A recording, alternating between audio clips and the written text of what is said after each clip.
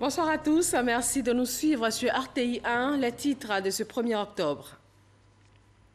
700 francs CFA, c'est le prix du kilogramme de cacao bien séché Borchamp pour la campagne 2017-2018. Le Conseil Café Cacao évoque une situation internationale difficile. Elle est liée à la surproduction en Côte d'Ivoire et dans le monde. La toute première édition du festival Agnentier a été lancée aujourd'hui par le vice-président ivoirien à Aboisseau dans le sud Comoé, une plateforme de promotion des valeurs culturelles de cette région. La 6e édition de la CGC Academy, le digital qui conduit à la création de nouveaux métiers est une opportunité à saisir pour les jeunes créateurs d'entreprises. C'est ce qui ressort d'un panel animé sur la révolution du digital en Côte d'Ivoire. Et puis à Marseille, en France, 2 morts dans une attaque au couteau. Le suspect a été abattu par des militaires. La section antiterroriste du parquet de Paris a été saisie, mais on ne parle pas pour l'instant d'attentat. Bienvenue dans le 20h. 700 francs CFA, c'est le prix du kilogramme du cacao bien séché Borchamp pour la campagne 2017-2018. Le président du conseil d'administration du Conseil Café Cacao l'a annoncé aujourd'hui lors de la clôture de la 4e journée nationale du cacao et du chocolat. Jean-Luc Bangbo. L'information était attendue avec impatience par les acteurs de la filière Café Cacao. Elle leur a été communiquée à la cérémonie de clôture de la 4e édition de la Journée nationale du cacao et du chocolat. Pour la campagne principale 2017-2018, le prix d'achat du kilogramme de cacao connaît une baisse. Le prix du cacao pour la campagne principale 2017-2018, cacao de qualité marchande bien séché, est fixé à 700 francs CFA par kilo. Le directeur de cabinet du ministre de l'Agriculture et du Développement rural exhorte les acteurs de la filière à se doter d'une interprofession forte qui leur permettra de mieux résister aux soubresauts du marché international. C'est dans les moments difficiles qu'il faut apprendre à puiser dans le potentiel des énergies que nous avons. On a beau être un gros planteur, tout seul, on ne peut pas régler les problèmes de la filière. Mais unis, même si nous sommes un grand nombre de petits producteurs, nous constituons une force économique. C'est dans la fédération des énergies qu'on arrive à faire jaillir, à faire germer le bonheur de chaque individu et de chaque membre. Face à l'hypothèse de la fuite du cacao vers les pays voisins, Siaka Koulibaly appelle à un sursaut patriotique. Quelles que soient les mesures qui vont être mises aux frontières, si personne n'envoie un produit à la frontière, il n'y a aucun problème. Il faut que nous-mêmes nous sachions que en envoyant nos produits. C'est vrai, s'il y a un gap sur le prix unitaire, mais c'est un manque à gagner énorme pour le pays. Pour la campagne précédente, le prix du kilogramme de cacao avait été fixé à 1100 francs CFA avant de descendre à 700 francs CFA lors de la campagne intermédiaire en raison de la chute du prix à l'international. Ce n'est pas la faute du gouvernement. Nous sommes des hommes, ça veut dire tout peut changer. Hein? Si réellement nous respectons ce que nous avions dit, ne pas peut-être défricher les forêts primaires pour pouvoir planter de nouveaux vergers. Je pense bien que dans les années à venir, nous allions nous retrouver peut-être à plus de 1000 et quelques. Donc, dire que nous sommes dessus, non. Vu l'effort que le président de la République a fourni, vu le prix qui a chuté sur le marché international, qui a fait l'effort de pouvoir maintenir le prix à 700 francs pour les producteurs, on lui dit merci, en espérant que l'année prochaine, les prix vont monter. L'annonce du prix du kilogramme de cacao marque l'ouverture de la campagne principale 2017-2018. Elle court du 1er octobre 2017 au 31 mars 2018. Elle concerne 7 millions de personnes qui vivent directement ou indirectement de la filière cacao. Une filière qui, rappelons-le, contribue à hauteur de près de 20% du produit intérieur brut de la Côte d'Ivoire. Le Conseil international du café est à sa 120e session. La rencontre a eu lieu à Yamoussoukro. Elle a mobilisé une centaine de délégués venus des 4 coins du monde. Des assises déterminantes pour l'avenir de la culture du café. Cheikh Koné. Yamoussoukro, capitale mondiale du café. Des délégués venus du Brésil, de la Colombie, du Guatemala, du Cameroun, du Costa Rica se sont donné rendez-vous dans la capitale politique pour statuer sur les nouvelles orientations de l'organisation face à l'environnement mondial actuel. En effet, 50 ans après les dernières assises de l'institution en Côte d'Ivoire, Cette rencontre de Yamoussoukro est pour le gouvernement ivoirien une réelle opportunité pour amorcer la relance de cette filière. La tenue de cette session à Yamoussoukro est en phase avec les ambitions du gouvernement qui envisage en tout cas donner un coup d'accélérateur au plan de relance caféière. Le gouvernement entend à l'horizon 2020 avoir un niveau de production en café de 200 000 tonnes, avec bien sûr la disponibilité de nouvelles variétés, notamment le café dit café émergent, qui devra nous aider à améliorer la productivité afin que ces objectifs soient réalisés dans les délais. Avec l'effondrement des cours mondiaux du cacao, le gouvernement ivoirien entend aujourd'hui repositionner la Côte d'Ivoire sur la caféiculture, dont les cours internationaux se portent bien et procurent des revenus substantiels aux producteurs. Troisième producteur africain et 15e producteur mondial du café, la Côte d'Ivoire ambitionne de renverser la tendance d'ici à 2020. Le vice-président ivoirien était hier samedi à Boisseau dans le sud Comoé. Daniel Cablon-Duncan y a lancé la première édition du festival Agnetier, une plateforme de promotion des valeurs culturelles du sud-est de la Côte d'Ivoire. Mamadou Kwasi.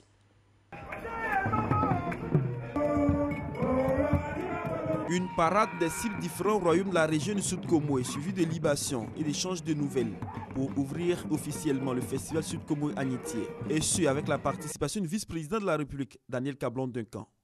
Sud Comoé Agnetier, une plateforme de promotion des valeurs touristiques, culturelles, gastronomiques et économiques de cette région située au sud-est de la Côte d'Ivoire.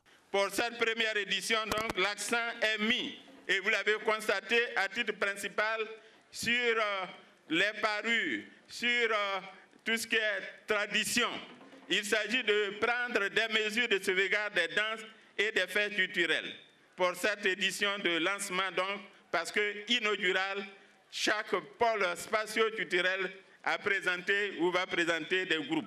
Cette première édition du Sud Comoé Agnetier enregistre la participation d'une forte délégation des chefs traditionnels baoulés et d'un royaume du Ghana voisin.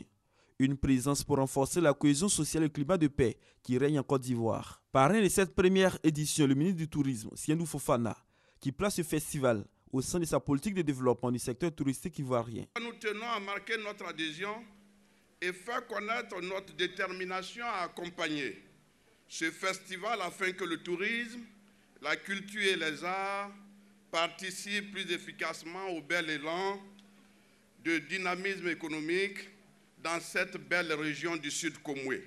Présent au lancement du festival Sud Comoé Agnetier, le vice-président de la République, Daniel Cablon-Duncan, par ailleurs fils de la région et patron de la cérémonie, exhorte la population du Sud Comoé à promouvoir davantage la cohésion sociale afin de faire du développement de cette région une réalité. Je veux saisir cette heureuse occasion pour encourager mes sœurs et frères de la région du Sud Comoé qui ont su fédérer leurs compétences à toujours regarder ensemble dans la même direction en vue d'assurer la promotion du développement de notre région.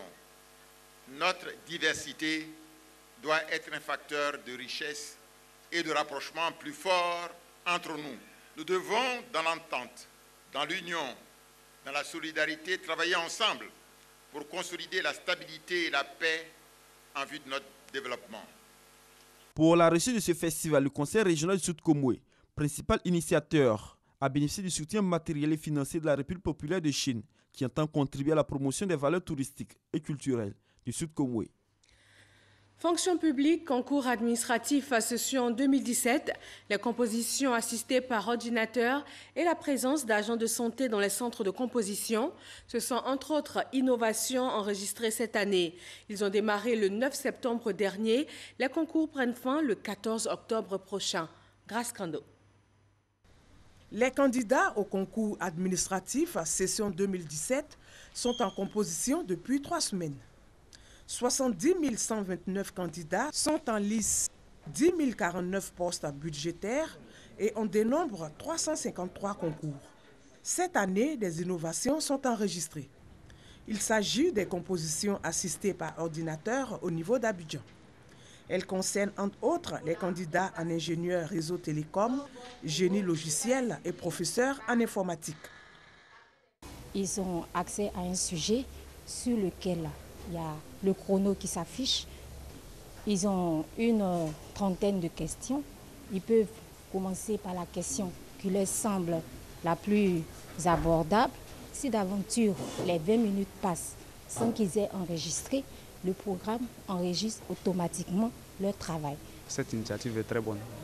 Ça évite beaucoup de choses et puis bon, avec ça, les choses vont vite. Autre innovation, les personnes malvoyantes peuvent prendre part au concours professionnel. Le sujet qui est en noir, nous le traduisons en braille afin qu'ils puissent composer. Une fois qu'ils auront fini de composer, nous décodons. Donc il y a la transcription et le décodage. Le décodage permet à partir du braille de revenir à l'écriture noire. Et nous écrivons textuellement ce qu'ils ont écrit sur leur copie. Et ensuite, nous recopions sur les copies normales d'examen, de concours, pour pouvoir permettre à la direction des examens de concours de l'insérer au secrétariat pour être corrigé au même titre que les autres copies. Dans la carrière de tout fonctionnaire, au soir de sa retraite, il est souhaitable que le fonctionnaire ait au moins une promotion. L'initiative est salutaire. Les compositions se tiennent à Abidjan et dans 16 villes de l'intérieur du pays.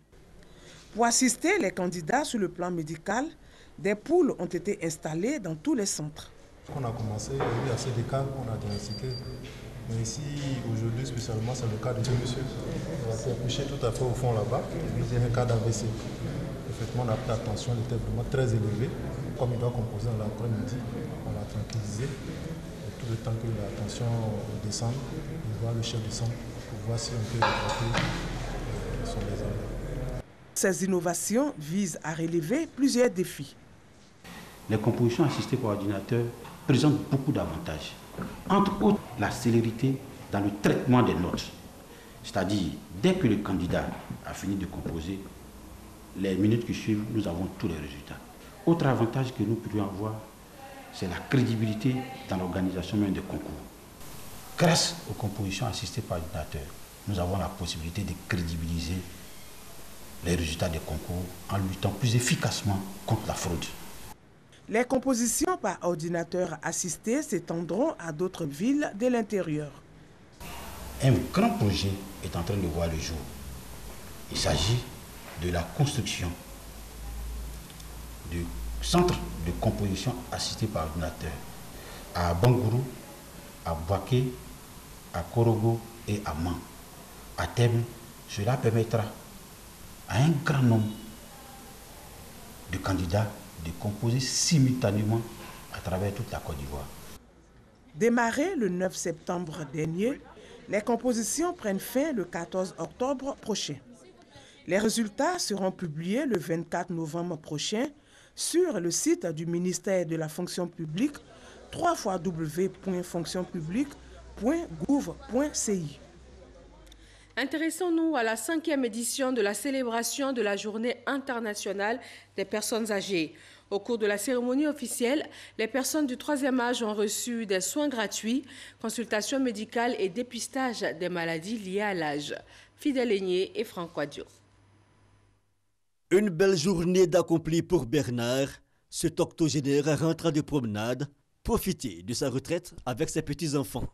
Du bonheur pour cet ancien combattant. Dans l'armée française, à 86 ans, Bernard n'a aucun souci de santé.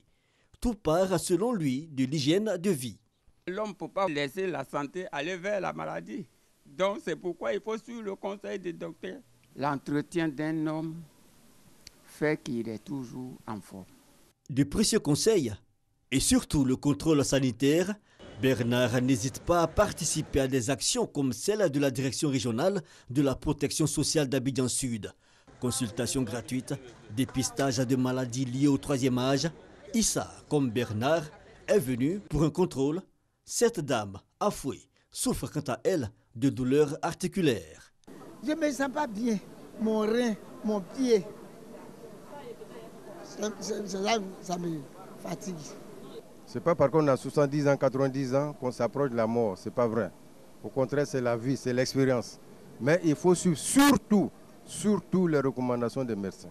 Des personnes âgées en proie à divers problèmes de santé, entre autres, Comment mieux vivre? Alimentation et bonnes pratiques au centre de cette 5e journée internationale des personnes âgées. On a un problème en Afrique. On ne va à l'hôpital que quand on est malade.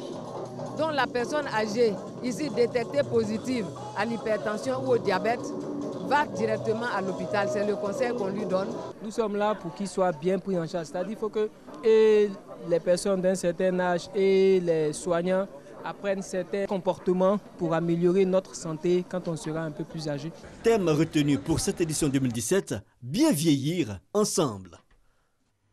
Quel est le bilan de la 6e édition de la CGC Academy? Le président de la Confédération générale des entreprises de Côte d'Ivoire a répondu à cette question. C'était lors du magazine de ce dimanche 13h. Un extrait de son entretien avec Hamza Diaby. Les objectifs de la CGC Academy sont, comme je l'indiquais tout à l'heure, premièrement de renforcer, de promouvoir l'esprit entrepreneurial chez les jeunes. Mais c'est également de servir de cadre d'échange, de cadre de concertation pour les dirigeants et chefs d'entreprise, pour leur permettre de réfléchir ensemble sur des problématiques du monde de l'entreprise, du monde économique. Et donc, sur cette 6e édition, nous avons porté cette réflexion sur un thème central qui était devenir un champion national, qui, au regard donc du secteur privé ivoirien, est une problématique économique, est une problématique du monde des entreprises en Côte d'Ivoire. Nous sommes satisfaits de ces travaux. Je vous l'indiquais tout à l'heure par la fréquentation de ce forum. Merci. Nous sommes satisfaits par le contenu. Et donc, voilà, nous avons notre boîte à outils pour poursuivre nos échanges avec le gouvernement, parce que la construction des champions nationaux demande une part importante des entreprises, mais également du gouvernement qui trace le cadre. Revenons sur une des rencontres de cette 6e édition de la CGC Academy, comment prendre part à la révolution du digital en Côte d'Ivoire. La problématique a fait l'objet d'un panel. Il a été animé par les directeurs généraux de la radiodiffusion-télévision ivoirienne, RTI, et d'une société de téléphonie mobile. Jean-Luc Bangbo. Le digital est en train de changer le visage de l'Afrique.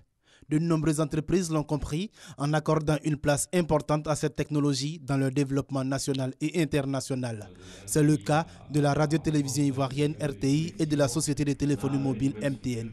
Deux entreprises dont les directeurs généraux ont été invités par le patronat ivoirien à partager leur expérience avec les jeunes créateurs d'entreprises dans le cadre du forum CGC Academy. Une heure d'échange au cours de laquelle les deux chefs d'entreprise ont démontré comment le digital pouvait être un formidable outil d'amélioration d'offres qualité. L'information est capitale dans toute stratégie. Comme aujourd'hui nous avons l'information, donc cela va permettre d'améliorer certaines opportunités que nous allons peut-être exploiter. C'est une opportunité à saisir et il faut toujours se former. Donc, à mon niveau, ce que je retiens, c'est que je vais plus m'informer sur toutes les options qu'offre la digitalisation. Loin d'être une mode, le numérique s'inscrit comme une urgence, une nécessité pour rattraper le train de l'évolution technologique. Le panel a été ainsi l'occasion pour les jeunes entrepreneurs dans le domaine du digital de présenter leurs offres. Nous avons monté une start-up de fabrication de téléphones. Donc, nous fabriquons des téléphones 100% made in Côte d'Ivoire avec, pour plus, des applications très adaptées au quotidien des Ivoiriens. Le panel a été enrichissant. Ils nous ont quand même bien aiguillés sur la manière d'utiliser intelligemment les ressources qu'on a pour développer son business sans forcément passer par un financement. Et ça, je pense que c'est essentiel. Pour les conférenciers, toutes les conditions sont réunies pour réussir cette révolution du digital déjà amorcée, en raison notamment du boom de la téléphonie mobile sur le continent africain. Audit sur la qualité de service des réseaux téléphoniques mobiles 2G et 3G en Côte d'Ivoire. L'autorité de régulation des télécommunications de Côte d'Ivoire, ARTCI, a rendu public le rapport pour l'année 2016. Il révèle d'énormes manquements de la part des 3 opérateurs mobiles du marché et de lourdes pénalités financières leur ont été infligées. Chaque connaît. 4 milliards 975 millions de francs CFA. C'est la sanction pécuniaire infligée aux 3 opérateurs de téléphonie mobile en Côte d'Ivoire. pour manquement sur la qualité des services, voire SMS et Internet. D'une façon générale, tous les opérateurs n'ont pas été dans la qualité qui est prescrite, ce qu'on souhaitait. C'est pourquoi il y a un volet sanctions. Ces sanctions pécuniaires représentent moins de 3% du chiffre d'affaires hors taxe de chacun de ces opérateurs. Réalisé en juillet 2016 par un cabinet indépendant, cet audit porte sur les critères suivants: la capacité d'un abonné à accéder aux services des opérateurs, la qualité de ces services, ainsi que leur utilisation sans interruption. Les opérateurs font des efforts, mais il y a encore beaucoup à faire.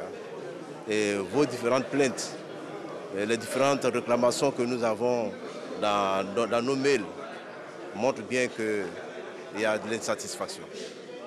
Et nous sommes là pour défendre les consommateurs, donc faire de sorte que ce réseau-là soit toujours un réseau de qualité. Première victime de ces manquements, les associations de consommateurs se disent satisfaites, mais réclament plus de sanctions à l'encontre de ces opérateurs. Il faut noter que tous ces opérateurs-là vraiment ne respectent pas les règles de qualité, alors que l'un des droits fondamentaux du consommateur, c'est le droit à la qualité. Alors il est important quand même qu'un regard vraiment soit mis sur la qualité de ces services-là pour la satisfaction vraiment des consommateurs. Pour l'édition 2017 de l'audit sur la qualité, la RTCI compte intégrer la technologie 4G tout en multipliant les contrôles inopinés sur toute l'étendue du territoire. Acquisition de 2 ambulances médicalisées et construction d'un marché, le tout d'une valeur de 115 millions de nos francs. Ce sont les réalisations du Conseil régional de Gbeke pour le développement de la région. Léon Bro. Récurrence des accidents de la circulation, difficulté d'évacuation des malades vers le CHU. Ce quotidien des sapeurs-pompiers militaires et des centres de santé de Bouaké n'est plus qu'un souvenir. Ces 2 ambulances viennent renforcer chacune les capacités des sapeurs-pompiers militaires et des établissements sanitaires du département. C'est un don du conseil régional de Gbeke. Chaque jour que Dieu fait, il y a des accidents ici. Il faut transporter rapidement les victimes vers les centres de santé. Alors nous pensons qu'il était de notre devoir, en tant que promoteur, en tant qu'acteur de développement local, de venir en aide aux populations en renforçant les capacités de sapeurs-pompiers pour qu'ils puissent avoir les moyens d'intervention, non seulement sur Bouaké, mais jusqu'à la limite de Tébissou. Capa sur Kotia Kofikro, ce préau de 50 places pour commerçantes est une réalisation du conseil régional de Gbeke. Les femmes saluent cette extension de leur marché pour aider à leur autonomisation. C'est un grand jour pour nous, population de Kotia Kofikro, qui avons eu l'honneur de recevoir un préau. Tout le monde est satisfait. 115 millions de francs CFA, valeur globale des 2 ambulances et de l'extension du marché de Kotia Kofikro. Ce montant porte à environ 407 millions le volume des investissements du Conseil régional de Gbeke au 31 août 2017. Des dépenses approuvées par la 3e session ordinaire qui a aussi voté le programme triennal 2018-2020. Il met l'accent toujours sur les projets pour l'épanouissement des populations de Gbeke. Dans l'actualité politique, la plateforme des mouvements de soutien proches du RDR mobilise ses troupes.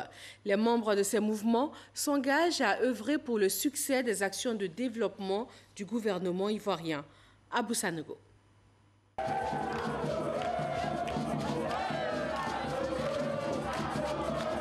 C'est cette ambiance qui a prévalu au siège du Rassemblement des Républicains. Grande mobilisation des jeunes de la plateforme des mouvements de soutien du RDR, venus nombreux pour rendre hommage au président Alassane Ouattara et lui réaffirmer tout leur soutien pour la confiance qu'il accorde en la jeunesse ivoirienne. Ces jeunes sont, selon leur président Chagnaouri, déjà en ordre de bataille pour accompagner le président Alassane Ouattara dans toutes ses œuvres de développement de la Côte d'Ivoire. Il a également signifié leur disponibilité à travailler avec la nouvelle direction de leur parti. L'objectif, c'est de dire au président Alassane Ouattara, président d'honneur du RDR, qu'il a derrière lui une jeunesse forte, une jeunesse dynamique, prête pour tous les combats, pour tous les challenges. Mais aussi dire au président de la République que nous encourageons sa politique de la promotion des jeunes. Aujourd'hui, avec le ministre Touré Mamadou au secrétariat général du RDR, c'est l'espoir pour nous jeunes. Nous avons la chance d'avoir Alassane Ouattara.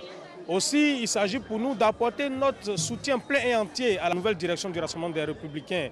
Pour l'invité spécial de cette rencontre, Touré Mamadou, la seule bataille qu'il faut mener, c'est d'aider le président Alassane Ouattara. Le président a besoin d'eux pour travailler dans la sérénité, pour mettre en œuvre l'ensemble des actions pour lesquelles il a été élu par les Ivoiriens. Et la mobilisation sera permanente. D'ailleurs, nous aurons un grand rassemblement le 1er novembre, qui est la journée africaine de la jeunesse. Ce rassemblement sera encore un rassemblement d'unité au sein de la jeunesse, mais d'unité dans l'action pour le président Alassane Ouattara. La plateforme des mouvements de soutien du RDR entend dans les jours à venir occuper le terrain pour appeler à l'union autour du président Alassane Ouattara. Au PDCI RDA, on parle également de mobilisation des militants et de soutien aux actions du président du parti. La délégation départementale de Bouaké a organisé sa rentrée politique avec plus de 5000 militants. Un reportage de Soro Corona commenté par Kader Sogodogo.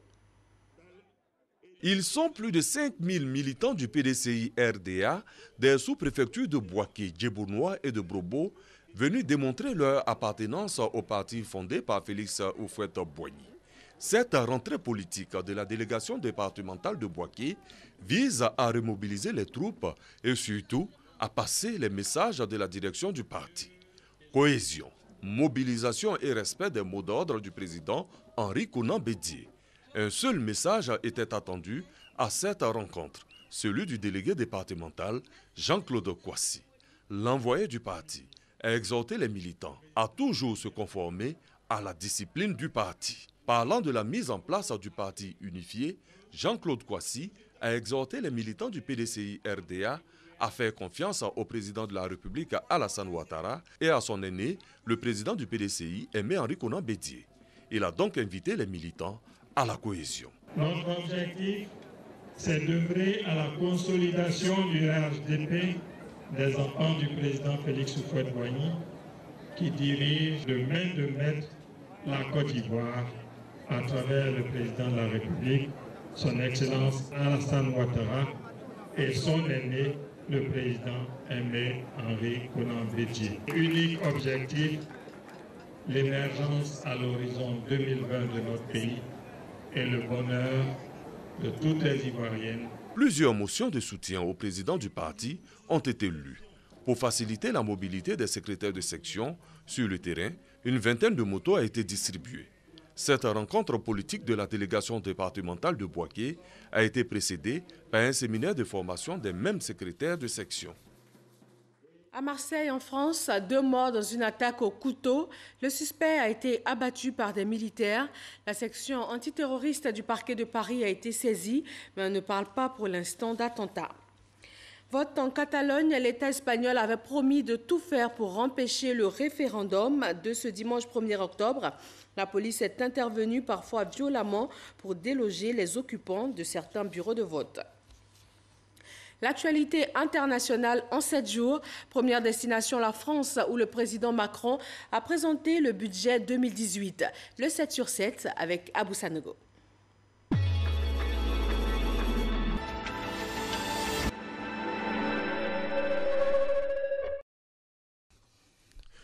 L'escalade verbale s'intensifie entre Washington et Pyongyang, qui menace d'abattre des bombardiers américains s'approchant de ses côtes. Le président des États-Unis, Donald Trump, a déclaré la guerre à la Corée du Nord, a estimé le chef de la diplomatie nord-coréenne. La Maison-Blanche a de son côté vivement rejeté ces accusations, les qualifiant d'absurdes. Dans sa tirade, le ministre des Affaires étrangères nord-coréen a menacé directement l'armée américaine. Et il y a 15 ans, le 26 septembre 2002, le Djoula sombrait au large du Sénégal. Plus de 2000 personnes sont mortes dans ce qui reste l'une des plus grandes tragédies du pays, alors que le ferry qui assurait la liaison entre Dakar et Ziguinchor pouvait normalement accueillir 550 personnes à bord. Depuis 15 ans, un collectif se bat pour que les responsabilités soient établies. Mais pour le moment, ce sensible dossier est au point mort. Le budget 2018 est présenté en Conseil des ministres. Le premier budget d'Emmanuel Macron. Un vrai test de crédibilité pour le chef de l'État. C'est le moment de vérité pour Emmanuel Macron, celui où il va traduire en actes ses engagements de campagne, donner le cadre du quinquennat et des réformes. Une étude très critique pointe du doigt les expulsions forcées de près de 100 000 réfugiés nigériens au Cameroun depuis 2015. L'organisation accuse les militaires camerounais d'avoir torturé, agressé et exploité sexuellement des demandeurs d'asile nigériens dans les régions frontalières reculées. Le Cameroun a interdit de se déplacer à la population d'une deuxième région anglophone, tout en y instaurant un couvre-feu. Les autorités anticipent ainsi une déclaration symbolique d'indépendance de la minorité anglophone. Les autorités de la région anglophone du Sud-Ouest au Cameroun ont annoncé jeudi 28 septembre dernier, via un communiqué, une interdiction stricte de se déplacer. Elles imitaient en cela la région du Nord-Ouest, où un couvre-feu est déjà en place, avant une proclamation symbolique d'indépendance par les séparatistes anglophones le 1er octobre. Un avion de transport de l'armée congolaise s'est écrasé à une centaine de kilomètres à l'est de Kinshasa. L'appareil qui venait de décoller en direction du Kivu transportait plusieurs dizaines de personnes et s'est écrasé dans la commune d'Unseli, qui fait partie du Grand Kinshasa, à une centaine de kilomètres du centre de la capitale congolaise. Après plus d'un siècle de lutte armée, la Colombie franchit une nouvelle étape vers la paix, avec le premier cessez-le-feu bilatéral de son histoire, avec l'UNN, dernière guérilla de Colombie. Cette trêve est entrée en vigueur à minuit.